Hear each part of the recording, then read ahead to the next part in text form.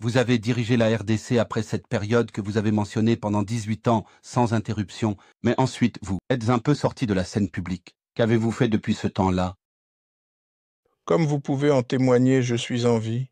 Donc je suis en vie. Oui, 18 ans, c'est une longue période. Dans la vie d'une nation, cela pourrait être une courte période. Dans la vie d'un être humain, mais nous avons quitté nos fonctions conformément à la Constitution et nous avons mené diverses autres activités, des activités académiques, et nous avons probablement l'intention de continuer avec cela. Mais si la situation continue comme elle est chez nous, alors nous devrons certainement s'assurer que le Congo ne sombre pas et que nous sommes aussi là pour assister en tant que mission, pour faire exactement ce que nous pensons qu'il faut faire pour que cette situation ne s'aggrave pas, ce qui est essentiellement ce qui se passe aussi. Oui, monsieur. Des activités académiques. C'est étudier étudiant à l'université de Johannesburg, ce que nous avons terminé, et nous sommes actuellement, en fait, nous avons suspendu nos activités académiques il y a 2-3 mois pour simplement avoir place ou donner plus de temps et d'attention à la situation chez nous. Donc nous avons suspendu cela pendant un certain temps. Et à cause de cela, est-ce que tu reviens dans la vie publique? Voyons-nous cela parce qu'il y a des rapports disant que vous émergez de l'ombre. Je ne sais pas. Ce sont les rapports que nous lisons. Ils ont tort, ces rapports sont faux. Je n'ai jamais été dans l'ombre, j'ai toujours été à la lumière. C'est juste que je me concentrais sur certaines choses et je veux toujours donner toute mon attention à ce que je fais pour réussir. Vous pouvez effectuer plusieurs tâches à la fois, mais lorsque vous êtes confronté à des problèmes très graves, le multitâche n'est pas envisageable. Et là, nous avons affaire à des problèmes très sérieux, enfin, académiquement. Et bien sûr, le Congo étant une question très sérieuse, une situation sérieuse. Donc, tu dois choisir quelle est la priorité. Et pour le moment, il est clair que la situation chez moi est devenue une priorité. Nous lisons également des rapports, et j'espère que cette fois-ci c'est correct, que tous les regards sont tournés vers vous, en particulier de la part du parti que vous dirigez, le Parti du peuple pour la reconstruction et la démocratie. Que tous les regards sont sur vous pour stabiliser la situation en RDC. Eh bien, je ne sais pas précisément d'où vient ce rapport, mais en tout cas, je crois que la situation en République démocratique du Congo n'est pas une situation qui a été ou peut être gérée par une seule personne. Le Congo est une nation de 120 millions d'habitants congolais. Il a des voisins, euh, pas seulement des voisins autour de ce grand pays, mais des voisins aussi loin que la région de l'Afrique australe, la Namibie, l'Afrique du Sud et les autres. Donc je crois que chaque entité, le peuple congolais, a un rôle à jouer, individuellement ou collectivement. La région a un rôle à jouer et je crois qu'ils essaient de le faire. J'aurais ou nous aurions pu vouloir que cela soit géré différemment et probablement mieux que la façon dont cela a été géré, mais tout de même, je crois que c'est la bonne volonté et les bonnes intentions qui comptent. Et vous devez canaliser toutes ces bonnes intentions et créer une énergie suffisante, une énergie positive, afin de faire face à la situation. Donc oui, notre parti, notre plateforme politique est très impliquée et continuera de l'être afin d'apporter non seulement la paix et la stabilité, mais aussi la cohésion nationale au sein du pays. car c'est l'un des éléments, sinon l'élément majeur qui fait défaut et qui a conduit à la situation actuelle, telle que nous la connaissons. Mais, comme je l'ai dit, j'ai pris soin de ne pas parler du Congo et de sa politique interne. Être en dehors du Congo, je ne vais pas en faire une exception pour la corporation de radiodiffusion de Namibie. Oui. Donc, pas d'exception. Nous respectons cela à 100%. Il y a évidemment de nombreuses raisons à cela. Mais en 2008, c'est vous qui avez signé l'accord de paix avec les groupes rebelles dans l'est de la RDC. Est-il mal de vous voir comme un acteur clé de la paix dans ce conflit? Eh bien, nous avons déjà parlé de la paix. En fait, cela découle de la compréhension que vous ne pouvez pas avoir de développement, qui est l'objectif ultime de tout gouvernement, de tout peuple.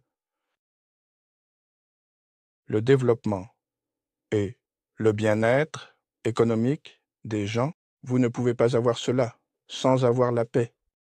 Donc la paix, c'est la priorité, sinon le fondement de quoi que ce soit. Et vous ne pouvez pas avoir de paix si vous avez des injustices au sein d'une société.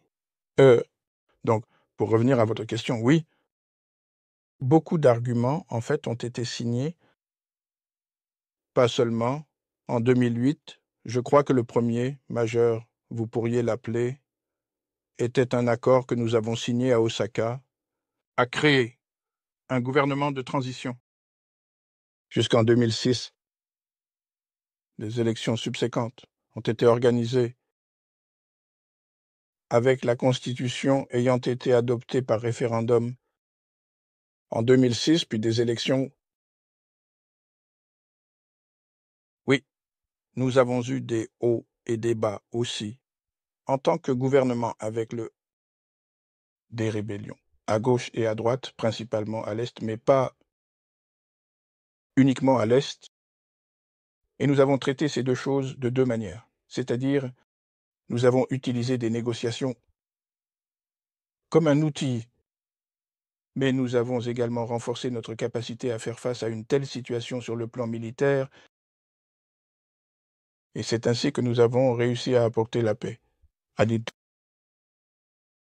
98% de la région, à l'Est, à l'Ouest, à travers le pays. Maintenant, les combats en cours ont leurs racines dans ces causes profondes, dans de très nombreuses autres situations, comme vous pourriez les appeler la gouvernance, étant un problème, les injustices étant un problème, constitution qui ne sont pas respectées. Il y a donc de très nombreux problèmes qui entrent en jeu. Et quand vous avez une telle situation en interne, vous devez faire très attention à ce que vous dites. C'est la dynamique interne. Vous aurez des acteurs externes qui vont aussi recadrer, et c'est ce qui se passe. Donc, aujourd'hui, pendant que nous parlons, vous avez un certain nombre d'armées qui sont déployées au Congo. Et chacun des pays a ses propres intérêts. Donc, ce sont les contradictions auxquelles nous avons été confrontés en 2001. Nous avons réussi à nous débarrasser de cela, mais elles ont refait surface. Et c'est un défi que nous devons relever de front en tant que Congolais, avec tous nos voisins, avec la région SADC. Et maintenant, les membres de la communauté est-africaine. Donc, ce sont les défis qui doivent être relevés de front et à être traités afin que la paix ne soit pas juste des mots prononcés à gauche et à droite. Vous parlez du retrait des troupes étrangères et ainsi de suite de la RDC. Diriez-vous que c'est le premier pas vers l'obtention de cette paix, insaisissable en RDC? Eh bien, d'après mon expérience, D'après mon expérience, en 2001, nous avons pris une décision audacieuse. Soit nous avons pris cette décision parce que nous étions très courageux, soit nous l'avons prise parce que nous étions très jeunes, mais dans tous les cas, c'était une décision très audacieuse. Notre décision en 2001 était que nous croyons que toutes les troupes étrangères doivent quitter le Congo pour que la paix soit atteinte, et afin de donner aux Congolais la flexibilité de parler de cette chose qu'on appelle la paix.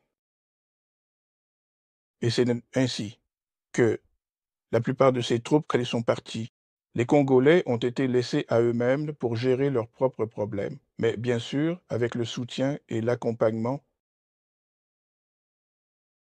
des partenaires du groupe de base, la région et au-delà les Nations Unies aussi.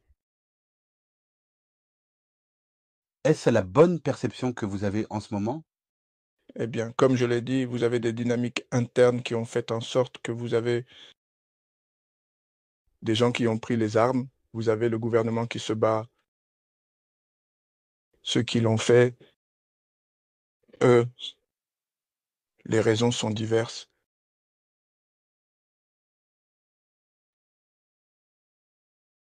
Et j'ai parlé des acteurs externes aussi.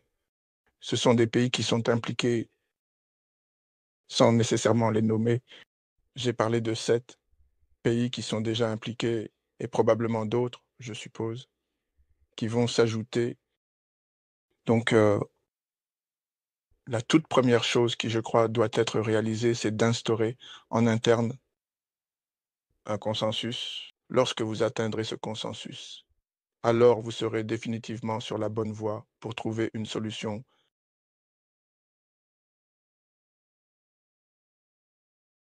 C'était notre approche en 2001. Mais aujourd'hui, cela pourrait aussi être la meilleure approche en matière de respect.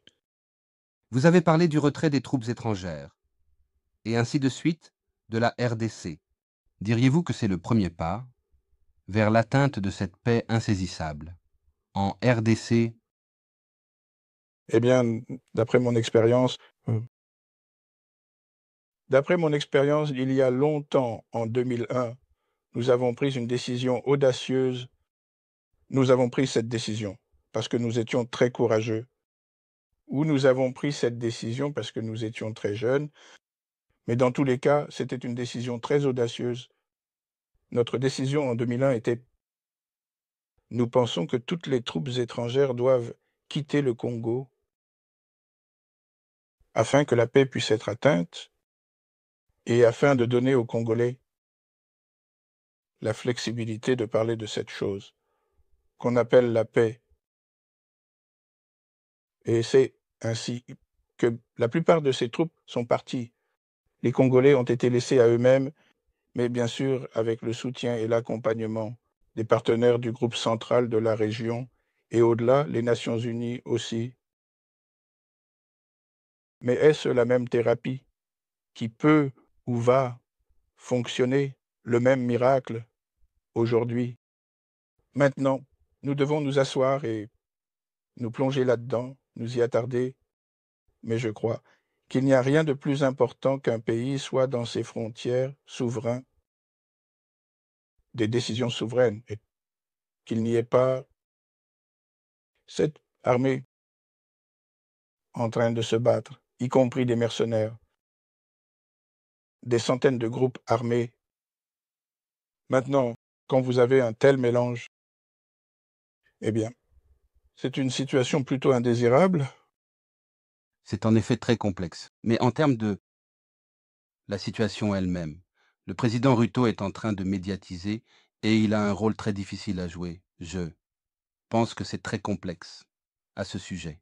Mais comment voyez-vous sa médiation aider à au moins parvenir à un certain accord sur ce que nous disons aujourd'hui? Vous voyez, vous me ramenez à parler de le Congo et ses dynamiques internes, mais je ne sais pas si vous voulez une réponse de un homme d'État âgé, moi-même, ou si vous voulez une réponse de juste un ancien président. Si jamais quelqu'un voulait mon avis sur cette question particulière, mon conseil pourrait être parler au peuple congolais. Ils savent mieux, ils savent le mieux, parce qu'ils y ont déjà été. Ils ont gravi cette montagne, ils sont descendus dans la vallée. C'est une autre montagne à gravir. Ils savent mieux comment, où, de quoi ils souffrent. Je sais que l'initiative est de faire venir des médiateurs de l'Afrique de l'Ouest, d'autres pays africains, mais aucun médiateur ne vous dira jamais qu'il ou elle connaît le Congo mieux que les Congolais. Et je pense que cela devrait être la première étape. Et puis la deuxième étape, bien sûr, devrait être la bonne volonté. Comment jugez-vous la bonne volonté, les bonnes intentions des acteurs? Et, bien sûr, troisièmement, quelles sont les garanties que ce que vous faites apportera la paix dont nous parlons? Donc, je pense que c'est un processus qui est encore à ses débuts. Et je n'ai pas tous les détails, donc je devrais vraiment m'abstenir d'entrer dans ce que fait le président Ruto. Nos dirigeants d'église essaient aussi de faire quelque chose, mais avec le temps, je pense que nous aurons tous les détails et nous pourrons nous faire notre propre jugement. Mais mon conseil est cela. Mais actuellement, il y a aussi le sentiment que le peuple de la RDC, ils se battent entre eux. Si vous regardez la partie est de la RDC, il y a cette perception. Est-ce correct? Perception que vous avez en ce moment. Eh bien, comme je l'ai dit, vous avez des dynamiques internes qui ont fait en sorte que vous avez des gens qui ont pris les armes. Vous avez le gouvernement qui se bat. Ceux qui l'ont fait, les raisons sont certainement diverses. Et j'ai parlé de l'externe. Les joueurs aussi, ce sont des pays qui sont impliqués. Sans nécessairement les nommer, j'ai parlé de 7 pays qui sont déjà impliqués et probablement d'autres qui devraient devenir. Donc, la toute première chose qui, je crois, doit être réalisée, c'est d'instaurer en interne un consensus. Lorsque vous atteignez ce consensus, alors vous serez définitivement sur la bonne voie pour trouver une solution.